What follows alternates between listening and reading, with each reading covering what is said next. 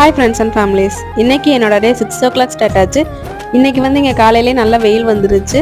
என் husband as usual breakfast complete பண்ணிவிட்டு duty போயிட்டாங்க. நைட்லேருந்து சாப்பிட்ட பாத்திரம் எல்லாம் இருந்துச்சு, அதையும் விளக்கி வச்சேன். தென் பால் வந்துச்சு, பாலும் வாங்கி காய்ச்சி வச்சுட்டேன். இங்கே வந்து அதிகமாக எருமைப்பால் தான் கிடைக்கும். நாங்கள் பசும்பால் வாங்குவோம், 1/2 லிட்டர் 23 ரூபான்னு. தென் லஞ்ச் ரெடி பண்ண ஸ்டார்ட் பண்ணேன். இன்றைக்கி லஞ்சுக்கு நான் வந்து கழனி புளிச்சாரில் ரசம் தான் வச்சேன். கழனி புளிச்சார் ரசம்னா அரிசி கலந்த தண்ணியில் புளியை கரைச்சி ஊற்றி வெங்காயம் தக்காளிலாம் போட்டு வதக்கி பண்ணுறது தான். தென் தக்காளி தொக்கு தான் மெயின் டிஷ்ஷு. சைடில் சாதமும் உடைச்சிட்டேன். இதுக்கு சைட் டிஷ்க்கு வந்து ஆம்லெட் வச்சுக்கிட்டேன். அவ்வளோதான் இன்றைக்கி லஞ்சு.